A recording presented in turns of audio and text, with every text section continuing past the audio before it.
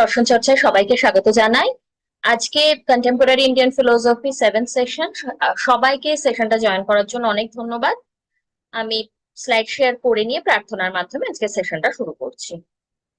ওম সহনা ভবতু সহনৌ ভুনক্তু সহ বীর্যং করবাবহৈ তেজস্বিনাবধীতমস্তু মা বিদ্বিষাবহৈ।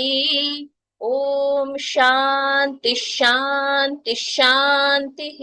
হরি ওম শ্রী গুরুভ্যো নমঃ। হরি ওম।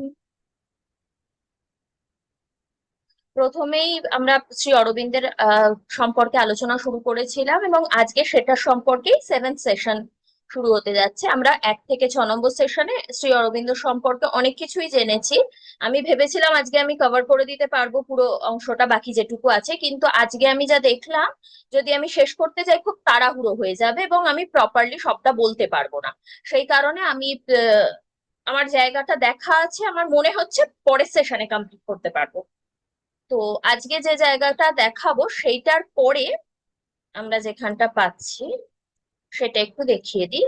যে একটা টপিক হচ্ছে গনস্টিক বিইং এন্ড ডিভাইন লাইফ, আর একটা টপিক হচ্ছে ইন্টিগ্রাল যোগা, যেটা নিয়ে আমি 8th সেশন, মানে এটা 7th সেশন চলছে, তো 8th সেশনে পরবর্তী সেশনে এই দুটো টপিককে ডিসকাস করে শেষ করে দিতে পারবো শ্রী অরবিন্দের টপিকটা, এবং তারপরের সেশন থেকে অর্থাৎ নবম সেশন যেটা হবে 9th সেশন থেকে আমরা পরবর্তী অর্থাৎ মহাত্মা গান্ধীকে নিয়ে আলোচনাটা শুরু করতে পারবো। তো প্রথমে এর জন্য ক্ষমা চেয়ে নিচ্ছি, কারণ আমি বলেছিলাম আমি আজকে শেষ করে দেব, কিন্তু আজকে শেষ করা সম্ভব হচ্ছে না। আজকে আমরা যে জায়গাটা আলোচনা করব সেটা হচ্ছে stage of mind, super mind, এবং এই যে মাইন্ড গুলোর সব ডিটেলস রয়েছে সেইগুলো নিয়ে। সেই জায়গাটারই অনেকখানি এরিয়া রয়েছে যেখানটা আমরা আমাদের জানা প্রয়োজন, সেই জায়গাটা নিয়ে আজকের আলোচনাটা করব। তো আমরা আজকের আলোচনাটা শুরু করছি। তো প্রথম আমরা যে পয়েন্টটা পাচ্ছি সেটা অতিমানস। এখানে আমাদের আলোচনার বিষয়টা কিন্তু অতিমানস, কিন্তু সেই অতিমানসের পর্যায়ে পৌঁছানোর জন্য আমাদের তার আগের স্টেজ গুলোও জানতে হবে। তো আমরা এর আগে একটা স্লাইডে দেখেছিলাম যে মন থেকে অতিমানসের কানেকশনটা, এবং সেখানে একটা সূক্ষ্ম পর্দার কথা বলা হচ্ছে, যে পর্দাটা সরে গেলে মন থেকে অতিমানস স্তরে যাওয়া যায়, কিন্তু সেটাও কিন্তু এত ইজি নয়। সেটা যাওয়ার জন্য আমাদের কয়েকটা ধাপ পেরোতে হবে, এবং সেখানে আসছে মনের পর হায়ার মাইন্ড, হায়ার মাইন্ডের পর ইলুমিনেটেড মাইন্ড, তারপরে ওভার মাইন্ড, এবং ফাইনালি সুপার মাইন্ড। এবার এই জায়গাটা আমি থার্ড স্লাইডটাতে, ফোর্থ স্লাইডটাতেও রাখতে পারতাম। আমি জাস্ট এখানে স্তরটা কিরম ভাবে উঠছে সেটা দেখাও বলে ফার্স্ট স্লাইডে এই জায়গাটাকে শো করেছি। এরপরে আমরা এই জায়গাগুলো নিয়ে আলোচনাটা করব, তাহলে বিষয়টা আরেকটু ক্লিয়ার হয়ে যাবে। তো এবার সুপার মাইন্ডের আলোচনায় আসছি। তো এখানে কি বলছেন, যে আমি এখানে হোল্ডার শব্দটা ইউজ করেছি, জানি না কতটা এই ইংলিশ ট্রান্সলেশনটা অ্যাপ্রোপ্রিয়েট হলো আমার। তো মূল কথা হচ্ছে অধিকারী বোঝানোর জন্য আমি হোল্ডার কথাটা ইউজ করেছি। হোল্ডারটা অধিকারী অর্থে ব্যবহার করা যায় না যদিও, তাও বিষয়টা হচ্ছে এটা যে অতিমানব স্তর যেটা সুপার মাইন্ড, সেই স্তরটা সত্যের অধিকারী। মানে যখন আমরা মনের স্তরে, মাইন্ডের যে স্তরটা একদম লোয়ার, সেই জায়গাটায় থাকছি, তখন কিন্তু আমরা এই জগতের মধ্যে বিভিন্ন টানাপোড়েনের মধ্যে রয়েছি, ধর্ম অধর্ম, তারপরে যে ডুয়ালিটি গুলো, একদম বিপরীত ধর্মী যে জায়গাগুলো, সত্য মিথ্যা, এই জায়গাগুলোর মধ্যে আবদ্ধ থাকছি। কিন্তু যখন আমরা এই সুপার মাইন্ড স্তরটাতে উন্নীত হতে পারছি, তখন সেই জায়গাটা গিয়ে কিন্তু হয়ে যাচ্ছে একদম সত্যের স্তর। তো এখানে বলছে অতিমানব স্তরটাই হচ্ছে সত্যই সত্যের অধিকারী। এখানে আরো বলছে যে এই স্তরে সত্য জ্ঞান নয়, মানসিক জ্ঞানের মতন ছবি বা চিহ্ন নয়। তো এখানে কি বলছে, অতিমানব স্তরে আমাদের যে জ্ঞানটা হয় সেটা সেটা সত্যের জ্ঞান হয়। মানসিক স্তর যেটা হচ্ছে বা মাইন্ড লেভেল যেটা স্টেজটা হচ্ছে, সেখানে কিন্তু আমাদের একটা ছবি বা চিত্রের কথা বলছে, মানে একটা অবভাসের কথা এখানেও এসে যাচ্ছে। যদিও শ্রী অরবিন্দ অদ্বৈত বেদান্তের মতকে অস্বীকার করেছেন, কিন্তু কোথাও না কোথাও গিয়ে আমি শ্রী অরবিন্দের ফিলোসফির সাথে অদ্বৈত বেদান্তের মিল খুঁজে পাই। হয়তো ভাষার প্রয়োগের কারণে অদ্বৈত বেদান্তের যে কনসেপ্টটা আর শ্রী অরবিন্দের কনসেপ্টটা ভিন্ন হয়ে গেছে, কারণ এটা আমার একান্ত পার্সোনাল মত, আমার নিজস্ব মত, যে আমার কোথাও না কোথাও গিয়ে মনে হয়েছে শ্রী অরবিন্দ অদ্বৈত বেদান্তের মতটাকে ব্যবহারিক ভাষার প্রয়োগের মাধ্যমে অনেকটা স্বচ্ছন্দ করে তুলেছেন কিছু কিছু জায়গায়। যেরকম আমরা অদ্বৈত বেদান্তের মত আলোচনা করতে গেলে মিথ্যা শব্দটা পাই, যে অর্থে মিথ্যা শব্দটা অদ্বৈত বেদান্তে প্রয়োগ করা হয়েছে সেই অর্থটাকে বুঝতে না পারার কারণে কিন্তু অদ্বৈত বেদান্তের অনেক মিস ইন্টারপ্রিটেশনও হয়ে থাকে। সেই কারণে আমার এইটা মনে হয়েছে। যাই হোক, আমরা আবার ফিরে আসি অদ্বৈত বেদান্তের আলোচনা থেকে শ্রী অরবিন্দের আলোচনায়। আম, তো এখানে কি বলছে যে এই বিবর্তনের যে নিয়মটা, সেখানে সুপার মাইন্ড ডাউনওয়ার্ডে নেমে আসছে, যেখানে মাইন্ডের স্তর সেখানে, আবার মাইন্ড আপওয়ার্ডে যাচ্ছে সুপার মাইন্ডের স্তরে, এইভাবে বিবর্তনের স্তরটা চলছে। তারপর কি বলছে, higher mind is above the mind. Higher mind, যেটা বাংলা করলে আমরা পাচ্ছি,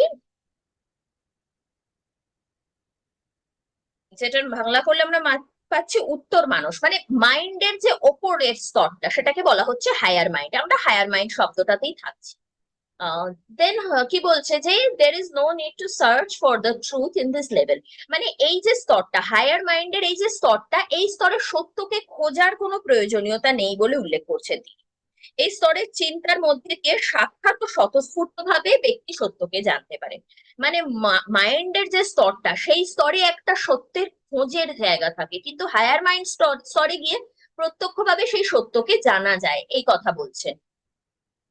তারপর কি বলছেন যে direct perception of truth is possible at this level. ওই যেটা বললাম যে আমরা এখানে সত্যকে সাক্ষাৎ ভাবে জানতে পারছি, আমাদের আলাদা করে জানার বোঝার দরকার পড়ছে না। আমরা মানে কোনো মাধ্যমের দ্বারা আমাদের সত্যকে জানতে হচ্ছে না, আমরা ডাইরেক্টলি একদম সাক্ষাৎ ভাবে সত্যকে জানতে পারছি।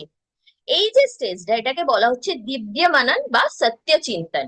দিব্য দিব্য মানন মানে এই যে একটা ডিভাইন, ডিভাইন মানন বলতে কি বোঝাব, মনন বা চিন্তন, এই শব্দটার মাধ্যমে কিন্তু চিন্তা বা টেনশনকে বোঝাচ্ছে না, এটাকে থিঙ্কিং প্রসেসকে বোঝাচ্ছে। যেমন আমরা উপনিষদ বেদান্তে পাই মনন চিন্তন নিদিধ্যাসনের কথা। মনন বা চিন্তন, শ্রবণ মনন বা চিন্তন, নিদিধ্যাসন, মনন বা চিন্তন দুটো সমার্থক অর্থই ব্যবহৃত হচ্ছে। তো এই চিন্তন কিন্তু চিন্তা থেকে ডিফারেন্ট। চিন্তা বলতে আমরা অনেক সময় ওভারথিঙ্ক করি, যেটার প্রয়োজনীয়তা নেই সেইটা নিয়ে চিন্তা করতে বসে যাই, তো এটাকে চিন্তা বলছে। কিন্তু চিন্তন বা মনন যেটা, সেটা কিন্তু আমরা যেটা পড়েছি জেনেছি সেটাকে আরো ক্ল্যারিফাই করার জন্য মাইন্ডে একটা সেটাকে নিয়ে বিশ্লেষণ করা। ধরা যাক আজকে আমরা অরবিন্দ পড়ছি, শ্রী অরবিন্দের যে ফিলোসফি সেটাকে পড়ছি, এরপরে আমরা কোনো বই খুলে দেখলাম না, বা 2 বছর 3 বছর কেটে গেল, কি 2 মাস, 1 মাস, 2 মাস, 2 সপ্তাহ, খুব কম করেই বলছি 2 সপ্তাহ কেটে গেল, আমরা শ্রী অরবিন্দ সম্পর্কে আর কিচ্ছু পড়লাম না। ওই 2 সপ্তাহ পরে গিয়ে কিন্তু আমরা মনে করতে পারবো না আমরা অ্যাকচুয়ালি কি কি পড়ে এসেছি। রিভিশন, আমরা সাধারণ ভাষায় যদি, বর্তমান ভাষায় যদি বলি, ইংলিশে রিভিশন, বাংলায় অভ্যাস বা প্র্যাকটিস শব্দটাও বলা যেতে পারে ইংলিশে। রিভাইজ করা, মোট কথা যে বারংবার আবৃত্তি করা, এই জায়গাটা আমরা জোরে জোরে পড়ে যদি করি সেক্ষেত্রে আবৃত্তি, আর যদি না হয় সেটা মাইন্ডে যখন আমরা চিন্তা করছি তখন সেটা চিন্তন হয়ে যাচ্ছে। এই চিন্তাটা কিন্তু অযৌক্তিক নয়, যেটা আমরা অপ্রয়োজনীয় ভাবে চিন্তা করি সেটাই ওই টেনশনের বিষয় হয়, এটা নয়, এটা প্রয়োজনীয়। তো এই যে জায়গাটাকে দিব্য মানন বা সত্য চিন্তন বলছে। দিব্য কেননা এই জায়গাটা নর্মাল বা সাধারণ মন, যেটা সাধারণ মন বা নর্মাল মাইন্ডের থেকে হায়ার স্টেজে রয়েছে, এটাকে হায়ার মাইন্ড বলা হচ্ছে, আর এখানে আমরা সত্যকে সাক্ষাৎ ভাবে জানতে পারছি। এর পরের যে স্টেজটা সেটাকে বলা হচ্ছে ইলুমিনেটেড মাইন্ড, এটাকে অধিমানস বলছে। দীপ্ত মন বা প্রবুদ্ধ মানুষ বা অধিমানুষ, অধয়হস্যি, এটা যদি আমরা বাংলা করি অধিমানুষ শব্দটা পাচ্ছি। তো এই গেল, এটাকে বলেছে ইলুমিনেটেড। এবার অধিমানুষ শব্দটার দ্বারা আমরা যতটা না বুঝতে পারবো, ইলুমিনেটেড মাইন্ড শব্দটার দ্বারা কিন্তু আমরা বেশি ভালো করে বুঝতে পারবো। কেননা ইলুমিনেটেড মানে ইলুমিনেশন, মানে নিজে নিজে প্রকাশিত হওয়া। তো এর চেতনা অখণ্ড, মূল সত্য, সমগ্র সত্য, প্রতিবেষ্টির রূপের সত্য একক, এক অবিভাজ্য ঐক্যের সূত্রে গঠিত। এই এটা মাই ব্যাড, এখানে আমি অতি মানুষের যে ক্রাইটেরিয়া গুলো সেগুলো বললাম। অধিমানস সম্পর্কে বলা হচ্ছে যে অধিমানস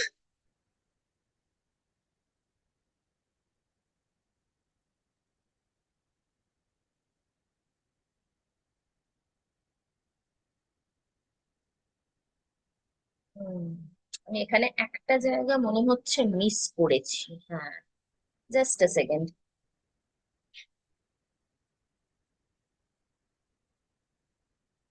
আমার মনে হচ্ছে এখানে লিখেছি।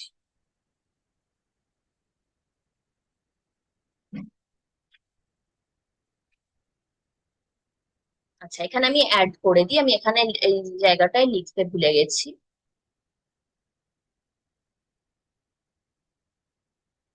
ইলুমিনেটেড মাইন্ডের পরে আসছে।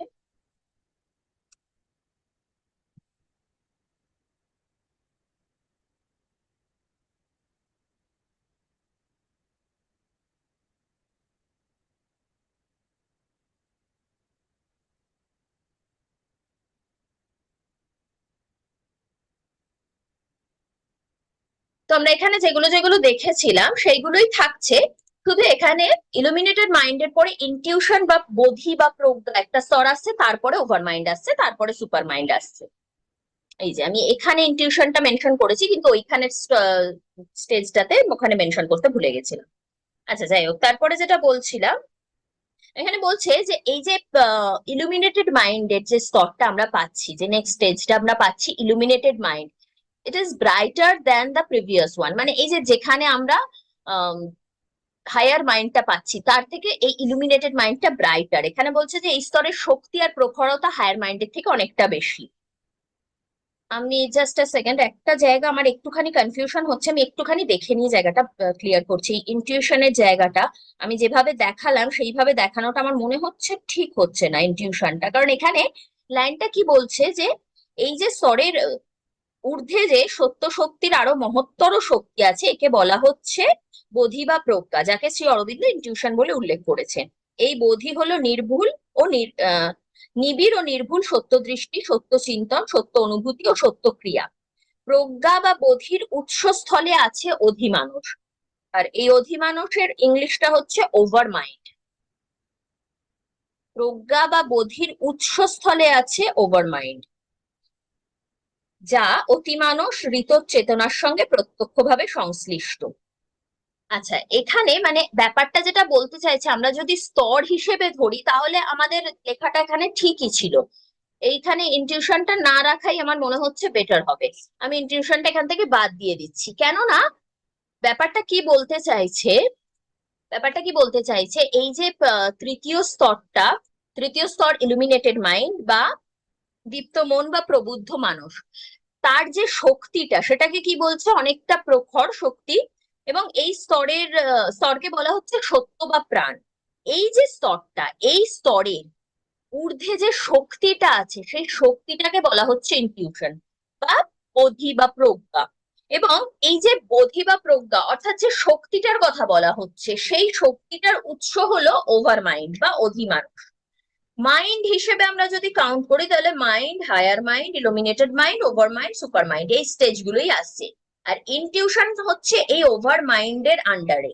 মানে আমি লাইনটা আরো একবার পড়ছি, এই স্তরের ঊর্ধ্বে সত্য শক্তির আরো এক মহত্তর শক্তি আছে, অর্থাৎ ইলুমিনেটেড স্তরের ঊর্ধ্বে সত্য শক্তির আরো মহত্তর এক শক্তি রয়েছে, যাকে বলা হচ্ছে ইনটিউশন বা বোধি বা প্রজ্ঞা। এবং সেটাকে নির্ভুল সত্য দৃষ্টি বলা হচ্ছে, সত্য চিন্তন, সত্য অনুভূতি বলা হচ্ছে। এবং এই যে প্রজ্ঞা বা বোধি বা ইনটিউশনের উৎসস্থল, সেই উৎসস্থল হচ্ছে ওভার মাইন্ড। মানে ওভার মাইন্ডে আমাদের মধ্যে, ওভার মাইন্ডের যে স্টেজটা, সেই স্টেজটায় আমাদের মধ্যে যে শক্তিটা উৎপন্ন হচ্ছে সেটা হচ্ছে ইনটিউশন। আর শ্রী অরবিন্দের মতে এই যে মাইন্ডের স্তরটা, মাইন্ড থেকে সুপার মাইন্ডের স্তরটা, এটা কিন্তু সাধারণ যে কোনো মানুষ অ্যাচিভ করতে পারে। সেটা আমরা ওই নেক্সট সেশনে যখন ইন্টিগ্রাল যোগা নিয়ে আলোচনা করব তখন ওই জায়গাটা দেখবো, ডিভাইন লাইফ ইন্টিগ্রাল যোগার জায়গাটায় এই আলোচনাটা আমরা পাবো। তো এখানে আমরা এইটা পেলাম। তো এই যেরকম, আমি আরেকবার এখানটা ক্লিয়ার করে দিচ্ছি, একটু কনফিউশন হলো বলে, যে মাইন্ডের স্তরটা হচ্ছে একদম লোয়ার স্টেজ। জড় জগৎ থেকে যখন ঊর্ধ্বের দিকে যাচ্ছে, আরোহণ ঘটছে, তখন মাইন্ডের স্তর থেকে সুপার মাইন্ডে যাওয়ার এই স্টেজটা আমরা পাচ্ছি। মাইন্ডের থেকে শক্তিশালী যে স্তরটা সেটা হচ্ছে হায়ার মাইন্ড। হায়ার মাইন্ডের স্তরে আমাদের সত্যকে খুঁজতে হয় না, আমরা প্রত্যক্ষভাবে সত্যকে জানতে পারি। তার যে উপরের স্তরটা, সেই স্তরটাকে বলা হচ্ছে সত্য বা প্রাণ। এই স্তরটা অনেক বেশি শক্তিশালী এবং প্রখর। এর পরবর্তী এই যে শক্তিশালী, প্রখর, প্রাণ বা সত্য, এই স্তরের একটা পাওয়ার বলা হচ্ছে, তার থেকেও মহত্তর একটা শক্তি আছে যেটাকে আমরা বোধি বা প্রজ্ঞা বলে জানি, যেটাকে ইংলিশে শ্রী অরবিন্দ ইনটুইশন বলেছেন। সেই ইনটুইশন থেকে, ইনটুইশনের উৎস হচ্ছে ওভার মাইন্ড, মানে আমরা তখন ওভার মাইন্ড স্তরে উন্নীত হচ্ছি। এবং ওভার মাইন্ড থেকে আমরা যে ওভার মাইন্ড বা অধিমানস থেকে আমরা অতিমানস বা সুপার মাইন্ড স্তরে উন্নীত হচ্ছি। কি বলছে, অতিমানস ঋতর চেতনার সঙ্গে প্রত্যক্ষভাবে সংশ্লিষ্ট হচ্ছে এই ওভার মাইন্ড, মানে ওভার মাইন্ডটা ডাইরেক্টলি সুপার মাইন্ডের সাথে সংশ্লিষ্ট বা কানেক্টেড। এবার অতিমানসের যে কোয়ালিটিস গুলো বলছে, সেখানে বলছে, আমি একটু আগে বলে ফেলেছিলাম যেটা, অখণ্ড, মূল সত্য, সমগ্র সত্য, প্রতি ব্যষ্টি রূপের সত্য একক, অবিভাজ্য ঐক্যের সূত্র। মানে ফাইনালি গিয়ে সেই ওয়ান ইউনিটি বা একত্বকে তিনি প্রতিষ্ঠা করছেন। এই স্তরের কথায় কি বলা হচ্ছে, যে পুরুষ, প্রকৃতি, চিৎ এবং শক্তি, মানে চেতনা আর শক্তি, এই যে এই পার্থক্যগুলো আর থাকে না, সবই এক হয়ে যায়। এইখানটাই পড়তে গিয়ে আমার মনে হয়েছে যে যখন আমরা অদ্বৈত বেদান্ত পড়ি, আমরা কিন্তু সেম কথাই পাচ্ছি, যে যখন আমরা ব্যবহারিক স্তরে থাকছি তখন ব্যবহারিক স্তরে এই দ্বৈত ভাবটা আমাদের মধ্যে থাকছে, কিন্তু আমরা যখন ব্যবহারিক স্তর থেকে পারমার্থিক স্তরে উন্নীত হচ্ছি তখন আমাদের মধ্যে আর কোনো দ্বৈত ভাব থাকছে না, সব অদ্বয়ে পরিণত হচ্ছে। তো কোথাও না কোথাও গিয়ে আমি ওই জন্য শ্রী অরবিন্দের তত্ত্বের সঙ্গে আহ অদ্বৈত বেদান্তের তত্ত্বের একটা মিল পাচ্ছি। যদিও শ্রী অরবিন্দ এখানে জড় জগৎকে স্বীকার করে নিয়েছেন এবং যেটা আধ্যাত্মিক জগৎ সেটাকেও স্বীকার করে নিয়েছেন, এবং অদ্বৈত বেদান্ত হিসেব অনুযায়ী জগৎকে মিথ্যা বলা হচ্ছে, যেখানে আমার মত অনুযায়ী বা আমি আরো যে জায়গাগুলো অদ্বৈত বেদান্তের পড়েছি সেখান অনুযায়ী ওই মিথ্যার তাৎপর্যটা একটু ভিন্ন হওয়ায়, সেই ভিন্ন তাৎপর্যের পরিপ্রেক্ষিতে অদ্বৈত বেদান্তের আঙ্গিক থেকে আমরা যদি দেখি, সেখানে মিথ্যা বলতে অনির্বচনীয় বলা হয়েছে, মিথ্যা বলতে ফলস বলা হচ্ছে না। তো সেই দিক দিয়ে দেখলে কিন্তু কোথাও না কোথাও গিয়ে একটা মিল থেকেই যাচ্ছে। আর যতক্ষণ আমরা ব্যবহারিক জগৎকে সত্য বলে জানছি, আমরা পারমার্থিক জগৎকে সত্য বলে মানতে পারছি না। ঠিক একইভাবে শ্রী অরবিন্দের তত্ত্ব, যতক্ষণ আমরা মাইন্ডের স্টেজে রয়েছে আমরা কিন্তু সুপার মাইন্ডকে বুঝতে পারবো না। এই স্তরগুলো পেরিয়ে আমরা সুপার মাইন্ডের স্তরে পৌঁছতে পারলেই আমাদের মধ্যে এই অদয় ভাবটা, প্রকৃতি ও পুরুষের মধ্যে যে একত্ব ভাবটা আমরা রিয়েলাইজ করতে পারবো। তারপরে আমরা এখানটা দেখলাম, the illuminated mind is brighter than the previous one. তারপরে স্টেজটা আসছে ইনটিউশন। এবার তারপরে স্টেজ না বলে the power of the stage বলাটা বেটার হবে। তো আমি এই জন্য এখানে লেখাটাকে একটু বদলে দিলাম, যে the greater power of the truth is known as intuition. যেটা আমাদের এই ইলুমিনেটেড মাইন্ডের যে শক্তিটা, যে ব্রাইটার শক্তিটা, যে আরো প্রখর শক্তি, হায়ার মাইন্ডের থেকে যে প্রখর শক্তি ইলুমিনেটেড স্তরে আমরা পাচ্ছি, তার থেকেও একটা শক্তিশালী যে সত্য, সেটা হচ্ছে ইনটুইশন, এবং সেটার উৎস হচ্ছে over mind, the next stage and the source of this পাওয়ার। এবার তাহলে আমাদের যে কনফিউশন গুলো হচ্ছিল সেইগুলো একটু ঠিকঠাক হলো। যে the greater power of the truth is known as intuition, মানে এর আগে ইলুমিনেটেড স্তরে আমরা সত্য বা প্রাণের যে উজ্জ্বল প্রখর শক্তিটা দেখেছি, তার থেকেও গ্রেটার যে শক্তি সেটা হচ্ছে প্রজ্ঞা বা বোধি বা ইনটিউশন নামে পরিচিত।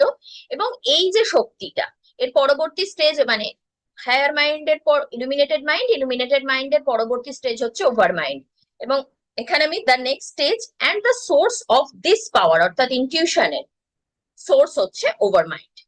এবার আসছে over mind is directly connected with super mind. একটু আগেই বললাম যে ওভার মাইন্ডের পরের স্টেজটাই হয়ে যাচ্ছে সুপার মাইন্ড, তো সেই কারণে এটা ডাইরেক্টলি কানেক্টেড হচ্ছে। And over mind does not have oneness or integrity, মানে যে অখণ্ডতাটা আমরা সুপার মাইন্ড স্তরে পাই, সেই অখণ্ডতাটা কিন্তু অধিমানস বা ওভার মাইন্ড স্তরে পাচ্ছি না। Super mind has integrity, super mind has integrity, কেননা সুপার মাইন্ড বা অতিমানস স্তরে আমরা অখণ্ডতাকে জানতে পারছি। আর in this stage of supermind all is one, আমরা অখণ্ড সত্যকে জানতে পারছি। কিন্তু the main problem is ignorance, অজ্ঞানতার কারণেই আমাদের যত সমস্যা সৃষ্টি হচ্ছে। এই যে অতিমানসিক স্তর, সেখানে আমাদের অহংবোধ থাকছে না, আমাদের এই যে দ্বৈত ভাব, সত্য মিথ্যা, চিত অচিত, জড় চেতন, এই যে দ্বৈত ভাবগুলো থাকছে না, পাপ পুণ্যের কোনো দ্বন্দ্ব থাকছে না, ধর্ম অধর্মের কোনো দ্বন্দ্ব থাকছে না, নীতি অনীতি, নৈতিকতা অনৈতিকতার কোনো দ্বন্দ্ব থাকছে না, কেবল সত্যই প্রকাশিত হচ্ছে এই স্তরে। এই স্তরের প্রভাবে জীবের সমস্ত রকম বিরোধের পরিবর্তে সামঞ্জস্য আসে। এর পরের পয়েন্টটা হচ্ছে ত্রিপাদ, the triple status of super mind. এখানে তিনটে আমরা স্ট্যাটাস পাচ্ছি। এক হচ্ছে ওয়ান ইউনিটি বা অদ্বয় ঐক্য, তারপরে স্টেজটা হচ্ছে মেনি ইন ওয়ান, একের মধ্যে বহু এবং বহুর মধ্যে এক, একের মধ্যে বহু এবং বহুর মধ্যে একের প্রকাশ। Many in one and one in many, মানে বহু যেটা সেটা আমরা একের মধ্যেই খুঁজে পাচ্ছি এবং বহু যে মধ্যে ওই একেরই প্রকাশ দেখতে পাচ্ছি। তো এখানটাও কিন্তু গিয়ে সেই অদ্বৈত বেদান্তের যে একত্বের কথা, অদ্বৈতের কথা, সেই জায়গাটাই সাথে আমরা মিল পাচ্ছি এই জায়গাটাতেও। এবং থার্ড যে স্ট্যাটাসটা সেটা বলছে many in one and one in many, মানে একত্ব বজায় রেখে বহু প্রধান হতে ব্যক্তিত্ব প্রকাশের সহায় হয়। এটা টাইপিং মিস্টেক হচ্ছে, আমি তাই ভাবছি কি ব্যাপারটা হলো। আচ্ছা, এখানটায় আমি দুটোই সেম লিখে ফেলেছি, ওটা অ্যাকচুয়ালি টাইপিং মিস্টেক হয়েছে, আমি যেটা টাইপ করেছিলাম কোনো কারণে মিস টাইপ হয়ে গেছে। তো এটার হচ্ছে ডুয়ালিটি, থার্ড স্টেজটা হচ্ছে আমাদের ডুয়ালিটি। তো আমরা থার্ড স্টেজে পাচ্ছি ডুয়ালিটি। এবার তাহলে এই পয়েন্ট গুলো কি বলছে, যে অদ্বয় ঐক্যের মধ্যে আমরা কি পাচ্ছি। আমি স্পন্দিতা একটু একটু ইন্টারাপ্ট করছি। হ্যাঁ, বলছি যে সুপার মাইন্ডে কি ডুয়ালিটি কেন থাকবে? হ্যাঁ বলছি সেটাই। ডুয়ালিটির জায়গাটা আসছি, আমি এখানটা একটু বলে নিই। অদ্বয় ঐক্যের জায়গাটা যেখানে আসছে, যে সচ্চিদানন্দ পরমাত্মার যে স্তরটা, সেটা পরম অবস্থার ঐক্য নয়। এখানে এই যে ওয়ান ইউনিটি, সেখানে আমরা পাচ্ছি সচ্চিদানন্দ পরমাত্মা, পরমাত্মার যে দেশ কালাতীত সেই জায়গাটা, সর্বজ্ঞ, সর্বনিয়ন্তা এবং সমভাবাপন্ন একটা আত্মবিস্তার, এখানে আমরা একের কথা পাচ্ছি এবং সেটা বহু নয়, এই জায়গাটা পাচ্ছি। ট্রিপল স্ট্যাটাস সুপারমাইন্ড স্তর, সুপারমাইন্ড যে স্তরটা, লেভেলটায় আমরা পৌঁছালাম, সেখানে আমরা এই ওয়ান ইউনিটিটা পাচ্ছি। এবার আসছে many in one and one in many. কি বলছে এখানে, একের মধ্যে বহু, বহুর মধ্যে একের প্রকাশ, অতি মানুষের দিব্য চেতনা এবং থেকে সরে এসে নাম রূপে চিৎ আত্মা ভাবে সমাহিত। পরম পুরুষ পরমাত্মা, বিভিন্ন কেন্দ্রের পুরুষ জীবাত্মা, জীবাত্মা নিজেকে একের প্রকাশ বলে জানে এবং অন্য জীবাত্মাকে, মানে আমি জীবাত্মা, আমি নিজেকে একের প্রকাশ বলে জানছি এবং অন্য জীবাত্মাকেও সেই একের প্রকাশ, অর্থাৎ সেই সচ্চিদানন্দ পরমাত্মা প্রকাশ বলে জানছি। এবার একের মধ্যে বহু মানে কি, আমি এক, তার মধ্যে আমি সবাই পরমাত্মার প্রকাশ হিসেবে বহুকে দেখছি এবং বহুর মধ্যে এক, বহু জীবাত্মা রয়েছে এবং তার মধ্যে আমি সেই এক পরমাত্মাকে জানতে পারছি। এটা হচ্ছে দ্বিতীয় স্ট্যাটাস। এবং ত্রিপাদের তৃতীয় যে ডুয়ালিটিটা, যেটা তুমি প্রশ্ন করলে, সেটা হচ্ছে, বিষয়টা হচ্ছে কি, একত্ব বজায় রেখেও বহু প্রধান হতে ব্যক্তিত্ব প্রকাশের সহায় হয়। মানে আমি জানছি একত্ব, যে ডুয়ালিটিটা অদ্বৈত বেদান্তে স্বীকার করা হচ্ছে না পারমার্থিক স্তরে, সেই ডুয়ালিটির জায়গাটা এখানে মানা হচ্ছে, যে আমি জানছি আমি এক, কিন্তু আমরা জগতের যেটা ডুয়ালিটি দেখছি, প্লুরালিটি দেখছি, সেগুলোকে মিথ্যা বলছি না, সেগুলোকে আমরা সত্য বলেই জানছি। তো আমি এখানে লাইন ধরে যদি বলি, যে দ্বৈত ভাব প্রবল হয়, বৈচিত্র্য ও একত্ব, বৈচিত্র্যের লীলা মুক্ত হয়, বৈচিত্র্যই একত্বের পূর্ণতা আনে, একত্ব বজায় রেখেও বহু প্রধান ব্যক্তিত্ব প্রকাশ সম্ভব হয়। এটাকে বলছে যে পূর্ণ ব্যক্ত অবস্থা, চৈতন্যের ঐক্য গৌণ বহুমুক্ত। দেখো, আমরা যখন নিজেদের স্তরটায় থাকছি, যখন আমরা অজ্ঞানতার মধ্যে থাকছি, তখন আমরা বহুকে বহু বলে জানছি এবং একে অপরের ভিন্নতাটাকে প্রবল করে দেখছি, ছোট করছি কাউকে, কেউ বড় তাই জন্য তাকে সম্মান করছি, কেউ ছোট তাই জন্য তাকে হয়তো অপমান করে দিচ্ছি। এই যে ব্যাপারটা থাকে, সেই জিনিসটা অতিমানব স্তরে কেটে যাচ্ছে। আমরা জানছি যে সব এক, আমি যেরকম পরমাত্মার প্রকাশ, তেমনি বাকি জীবাত্মাও পরমাত্মার প্রকাশ, কিন্তু তার সঙ্গে এটাও মানছি যে জগতের বৈচিত্র্য রয়েছে এবং ডুয়ালিটিটাও রয়েছে। এবং আমি ভিন্ন, জগতের বাকি বিষয়গুলো, বাকি মানুষ সবাই রয়েছে। আর কেউ যদি না থাকে তাহলে আমার কথা বলারই কোনো প্রয়োজনীয়তা হয় না। তো এই জায়গাটাকে মানার জন্য এই ডুয়ালিটির জায়গাটা এসে যাচ্ছে। এই যে এখানে বইয়ের লাইন অনুযায়ী যদি বলি, তৃতীয় পাদের চেতনায় দ্বৈতভাব প্রবল হয়, একাত্মবোধ দ্বৈতভাবের চরম পরিণতি। মানে একাত্মবোধ, আমি এক এবং আমার মধ্যেই সম্পূর্ণ জগৎ রয়েছে, বা আমি যে পরমাত্মার প্রকাশ, সম্পূর্ণ জগৎও সেই পরমাত্মার প্রকাশ, এই যে বোধটা, এটা এই থার্ড পাদেতে আমরা পাচ্ছি। ওই জন্য বলছে যে বৈচিত্র্য ও একত্ব এই দিব্য লীলার ভিত্তি, দিব্য লীলার যথাক্রমে ভিত্তি ও শিখর। মানে এটাকেই ফাউন্ডেশন বলছে, এটাকেই হাইয়েস্ট স্টেজ বলছে। বৈচিত্র্যের লীলাই মুখ্য হয় এবং বৈচিত্র্যই একত্বের পূর্ণতা আনে। মানে আমি একত্বটা রিয়েলাইজ করছি, কিন্তু সেই বৈচিত্র্যটাকে মেনে নিয়ে, যেটা অদ্বৈত বেদান্তে বলা হচ্ছে যে ব্রহ্ম সত্য জগৎ মিথ্যা, যখন পারমার্থিক স্টেজে আমরা পৌঁছচ্ছি তখন জগৎ আর থাকছে না, এটা এখানে সেই জায়গাটা বলা হচ্ছে না। ডুয়ালিটির অর্থটা এখানে এটাই। আচ্ছা, তারপরে লাস্ট স্টেজটা হচ্ছে দ্য ট্রিপল ট্রান্সফরমেশন। এখানে ত্রিবিধ রূপান্তরের কথা বলা হচ্ছে। তো ত্রিবিধ রূপান্তর কি? প্রথম হচ্ছে চৈত্য রূপান্তর, তারপরে দ্বিতীয় হচ্ছে অধ্যাত্ম রূপান্তর, আর তৃতীয় হচ্ছে অতি মানসিক রূপান্তর। প্রথম যেটা হচ্ছে যে দেহাশ্রয়ী যে ইন্দ্রিয়, জৈবিক জীবনের প্রতি আমাদের আকর্ষণ, সেটা থেকে আমাদের রূপান্তর ঘটছে, চৈতন্য জীবনে আমরা প্রবেশ করছি, একটা চেঞ্জ হলো আমাদের। দ্বিতীয়টা হচ্ছে অন্তর্মুখী চেতনা, অর্থাৎ প্রাণ আত্মা, মন আত্মা, শরীর আত্মাকে জানা, মানে প্রাণময় পুরুষ, মনোময় পুরুষ, অন্নময় পুরুষ, এগুলোর কিছু কিছু আলোচনা আমরা বেদান্তে পাই। বেদান্ত সারে আমি এগুলো নিয়ে আলোচনা করেছি, এগুলো ইউটিউবে আপলোড হলে দেখতে পাবে। তো মন, প্রাণ, দেহ, এই তিনের যে ক্রিয়া, এগুলো থেকে সরে এসে নৈর্ব্যক্তিক আত্মা বা সাক্ষী পুরুষ রূপে নিজেকে উপলব্ধি করতে পারা, সেটা হচ্ছে এই দ্বিতীয় ট্রান্সফরমেশনটা, অধ্যাত্ম রূপান্তর। এবং থার্ড হচ্ছে অতি মানসিক প্রকৃতি, মানে হাইয়েস্ট স্টেজটায় আরোহণ। মানসিক চেতনা পরিণত হয় এবং মানসিক চেতনা পরিণত হয় আধ্যাত্মিক চেতনায়, সেটা হচ্ছে আধ্যাত্মিক রূপান্তর। এবং তারপরে আমরা হাইয়েস্ট স্টেজ অতি মানসিক স্তরে পৌঁছচ্ছি। এবার অতি মানসিক রূপান্তর নিয়ে এখানে নয়, ওই দিব্য জীবন ইন্টিগ্রাল যোগার যে আলোচনাটা হবে সেটাই অতি মানসিক স্টেজের আলোচনা। অতি মানসিক স্তরে পৌঁছলে আমরা ওই ডিভাইন লাইফকে জানতে পারবো, এবং সেটার পদ্ধতি বা সেটার যাত্রা আমরা ইন্টিগ্রাল যোগার মাধ্যমে পূর্ণ করতে পারবো। আজকের ক্লাসটা একটুখানি আমার গন্ডগোল হয়ে গেছিল, কয়েকটা জায়গায় মিসকমিউনিকেশন হয়ে গেছিল। তো আমি ইউটিউবে আপলোড করলে আশা করি বিষয়টা আরেকবার শুনলে সবার ক্লিয়ার হয়ে যাবে।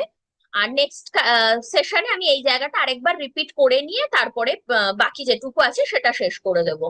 আজকের সেশনটা তাহলে এখানেই এন্ড করছি। আর দিদি, তোমার কোনো প্রশ্ন থাকলে তুমি আমাকে হোয়াটসঅ্যাপে জিজ্ঞাসা করো। মানে এখনো যদি কোনো কনফিউশন থাকে, তুমি যে প্রশ্নটা করলে তার পরিপ্রেক্ষিতে বলছি। আর টাইমটা শেষ হয়েছে, সেই জন্য সেশনটা এখানেই শেষ করছি। ওম পূর্ণমদঃ পূর্ণমিদং পূর্ণাৎ পূর্ণমুদচ্যতে পূর্ণস্য পূর্ণমাদায় পূর্ণমেবাবশিষ্যতে। ওম শান্তি শান্তি শান্তি। হরি ওম, শ্রী গুরুভ্যো নমঃ। হরি ওম।